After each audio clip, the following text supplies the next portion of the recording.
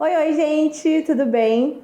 A reforma tributária foi aprovada no passado no Congresso e agora algumas normas ainda precisam ser definidas. Para entender um pouquinho sobre esse assunto, como que ela vai impactar empresas e a sociedade de uma forma geral, a gente vai conversar com o contador e advogado Ivan Lima. Doutor, muito obrigada por vir conversar com a gente, topar, explicar um pouquinho desse assunto que é tão complexo. Eu que agradeço a oportunidade de estar aqui com vocês, para a gente é uma alegria. E sim, a reforma tributária, eu costumo dizer que ela vai impactar a vida de todos. Eu costumo dizer que nós estamos vivendo um momento ímpar na sociedade brasileira. Por quê? Porque a última vez que se falou de reformar o sistema tributário brasileiro, que tanto onera a sociedade, a última vez que se falou em reformar foi lá pelos idos de 1970. Então, eu nem nascido era.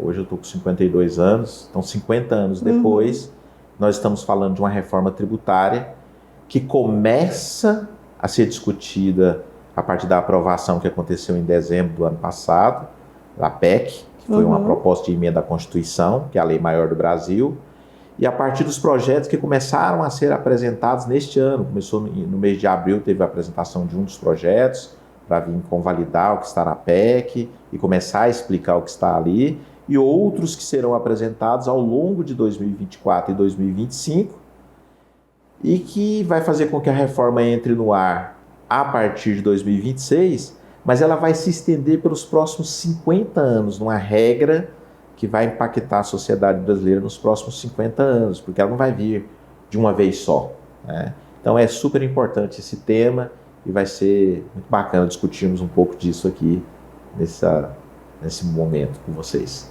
Eu queria que o senhor começasse explicando para quem está em casa o que é a reforma tributária. A gente sabe que algumas taxas, alguns impostos deixam de existir, mas eu queria que o senhor explicasse para quem está lá em casa. Quando a gente fala de tributos, né, porque tributos ele é o resumo de impostos, taxas e contribuições. Nós falamos assim, eu pago muito tributo, eu pago muito imposto, mas o sistema tributário brasileiro está separado em vários tipos de tributos. Tributos para o município, tributos para o Estado e tributos para a União, que é o governo federal.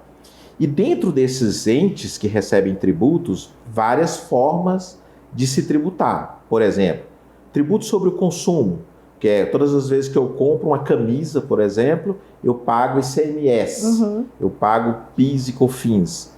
Todas as vezes que eu contrato um trabalhador, eu pago tributo sobre a folha de pagamento.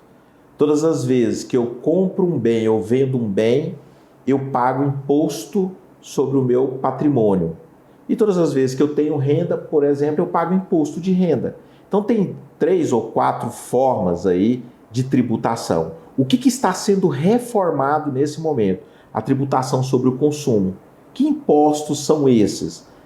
ICMS, que é o Imposto de Circulação de Mercadoria e Serviços. ISSQN, que é o Imposto sobre Serviços de qualquer natureza. Esse imposto, por exemplo, é recolhido para o município. Toda vez que alguém presta um serviço, paga ISS. Toda vez que alguém vende, uma empresa vende um produto, uma camisa, por exemplo, paga ICMS, vai para o Estado. E os tributos federais que estão envolvidos nessa reforma agora é o PIS, que é o Programa de Integração Social, a COFINS, que é a contribuição sobre financiamento da Seguridade Social, e o IPI, que é o Imposto sobre Produtos Industrializados. Esses 5 tributos, eles vão se transformar em 2, que é o que eles estão chamando na reforma tributária, denominou-se de CBS, Contribuições de Bens e Serviços, que vai substituir PIS, COFINS e o IPI, são os tributos federais, e o IBS, que vai substituir ICMS e ISSQN. Então nós teríamos, ao invés de 5 tributos, nós teríamos 2 grandes tributos, que é o que a reforma e que a mídia está tratando como o IVA, o Índice de Valor Adicionado, e que é aplicado em mais de 170 países espalhados pelo mundo. Ou seja, a reforma tributária brasileira ela vem para aplicar à sociedade melhores práticas tributárias, porque isso já é praticado em outros países, e para simplificar o sistema tributário brasileiro. Olha, nesse caso, ao invés de 5 tributos, nós vamos resumir a 2 novos tributos. E como que isso vai impactar, por exemplo, o empresário, desde o micro até o grande empresário? A reforma tributária, ela resolveu separar aqueles que vão ser impactados em alguns grupos. Por exemplo, o microempresário, que hoje ele muitas vezes está ligado ao Simples Nacional, que é um sistema simplificado de apuração de impostos. Eu pago uma única guia para o governo federal, que envolve a minha folha de pagamento, etc., tudo um só pagamento de tributo, que é o Simples Nacional, o microempresário. Esse sistema, neste momento, ele não vai ser afetado pela reforma tributária. Então, as microempresas foram deixadas aqui de lado. Então, elas não são impactadas. Elas não serão de cara impactadas, né? E os demais segmentos da sociedade serão impactados, exceto as microempresas e as empresas que estão sediadas na Zona Franca de Manaus. Então, 2 grandes microsistemas aqui dentro do sistema tributário nacional não serão de imediato impactados. Zona Franca de Manaus, que é uma zona que tem benefícios específicos do desenvolvimento da região amazônica, e as empresas ligadas ao Simples Nacional. Esses não serão impactados. Os demais segmentos das empresas serão impactados, né? Então, empresas, indústria, comércio, prestadores de serviços que são tributados ou pelo lucro real ou pelo lucro presumido, são formas de tributação na sociedade brasileira, elas serão impactadas. E o consumidor, que de uma forma geral será impactado, uma vez que o sistema ele muda a forma de calcular tributos. Ninguém está prometendo redução da carga tributária, então a gente tem ouvido muito isso nas entrevistas concedidas pelo governo e por aqueles que estão à frente da reforma tributária. Não há promessa de redução de carga tributária, há promessa de simplificação do sistema tributário. Então eu, quando for comprar uma camisa, eu vou saber exatamente qual que é o IVA que eu estou pagando ali, qual que é o índice de valor adicionado, e IVA significa isso, ou qual é o tributo que está embutido naquela camisa. O governo está estimando 26,5%. Alguns institutos de pesquisa falam em 28%, 29%, 30%. O governo diz que vai ficar em torno de 26,5%. Você acredita nisso, Ivan? Não. Eu acredito que, a depender do que vai acontecer na aprovação desses decretos, dessas leis ordinárias, essa carga pode aumentar. Por quê? Todas as vezes que se concede um benefício, por exemplo, vou deixar de fora o segmento dos advogados. Tá? Estou dando só um exemplo, não estou falando nada aqui contra os advogados. Vou deixar de fora o segmento XYZ. Esse segmento, eu dou um benefício para ele, eu tenho que aumentar a carga dos demais. Então, ainda não se sabe qual vai ser esse IVA. Estima-se 26,5% até 29%, é o que se fala. Uma dúvida que fica é porque eu vi em alguns lugares ano passado, quando tinha essa discussão, alguns setores, e o senhor acabou de dizer também, alguns setores vão ter impostos menores do que outros, e por isso pode ser que esse imposto aumente? Isso. Bacana, é isso? Bacana a pergunta. É bem isso. O que acontece? Tributo, a gente tem a mania de achar que tributo é ruim. Tributo não é ruim.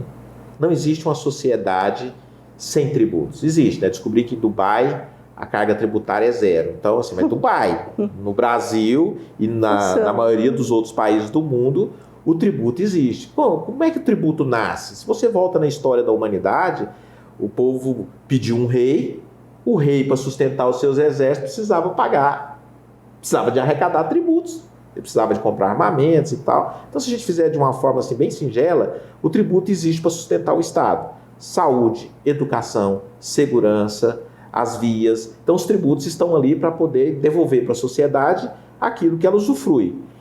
Só que o tributo ele também tem um caráter, não é pedagógico, mas ele tem um caráter de justiça fiscal. Vou dar um exemplo. Eu adoro, por exemplo, arroz. Eu adoro arroz, gosto, né? A gente sabe que não pode comer muito porque não faz tão bem para a saúde, né? Mas eu adoro. Eu tenho uma condição de renda diferente de uma pessoa que está abaixo da linha da pobreza, correto? Então eu vou ao supermercado e vou comprar lá um pacote de 5 quilos de arroz. Eu vou pagar o mesmo valor que essa pessoa que está abaixo da linha da pobreza vai pagar. Então, a reforma tributária está pensando numa forma de devolver para alguns, os decretos estão falando aí, quem tem renda per capita abaixo de 2 salários mínimos, se eu não me engano, dele ter uma parte desse tributo devolvido para ele. Para quê? Para tentar trazer justiça fiscal. Porque a minha condição social é diferente da dele. Então eu tenho condição de pagar os 20%, vamos dizer que seja o IVA, seja 26,5%. Mas quem está abaixo da linha da pobreza, naquele que for definido como abaixo da linha da pobreza, ele não tem a mesma condição. Uhum. Então eu tiraria desse item o IVA para repassar para ele uma forma de cashback, como se estivesse devolvendo aquilo para ele, para trazer ali equidade. Outro segmento que vai ser beneficiado, que vai ter uma tributação menor, saúde, educação. Por quê? Porque são bens que são essenciais para o desenvolvimento da sociedade, né? Então, esses terão um IVA menor. Tem IVA que será de 0%, tem IVA que será reduzido a 60%, e aí tem uma escala lá. Mas principalmente no segmento de saúde, transporte público, educação, né? E aí é por isso que outros setores acabam tendo uma taxa um pouco maior. E aí outros setores acabam tendo que pagar, porque a conta precisa fechar. No final do dia, é como se fôssemos fazer aqui uma vaquinha para arrecadar recursos. Eu, você e outras pessoas que estão aqui nessa sala vamos arrecadar. Aí alguém fala assim, eu não tenho condição de contribuir, mas nós precisamos de arrecadar 100. Então eu vou ter que pagar por alguém, você vai ter que pagar um pouco mais, e é assim que funciona. Então não é que... E aí às vezes a gente ouve assim, mas nós estamos fazendo aqui festa com chapéu alheio. Não, o tributo também tem essa função. Eu sou defensor dessa tese. A carga tributária da sociedade brasileira é uma carga alta pelo que se devolve para o povo brasileiro. Então nós, como cidadãos, nós precisamos exigir que a devolução seja justa, que os governos, que os nossos administradores, eles entreguem aquilo pelo qual nós pagamos em termos de tributo. Mas eu também defendo a tese de que o tributo ele não pode onerar de forma igual aqueles que são desiguais, né? O direito diz que nós temos que tratar igual aqueles que são iguais, não aqueles que são desiguais. Então, quando eu tenho numa situação de renda em que eu tenho pessoas que vivem abaixo da linha da pobreza, não é nem possível que ela pague a mesma quantidade de tributo que eu pago. Então alguém vai ter que pagar um pouco mais. Tá certo, doutor. Eu acho que quem está em casa conseguiu entender um pouquinho. Empresários que nos assistem também, acho que conseguiu entender o porquê dele às vezes ter que pagar um pouco mais e o outro pagar um pouco menos. Como o senhor disse, é uma forma de justiça, né? Social, digamos assim. E agradeço, as portas do programa são sempre abertas para a gente voltar a discutir sobre esse tema, abordar outros pontos. Bacana, nós agradecemos a oportunidade, nos colocamos à disposição da sociedade para esclarecer esses e outros temas relacionados aos tributos na sociedade brasileira. É isso, eu espero que vocês tenham gostado. Até a próxima. Tchau, tchau.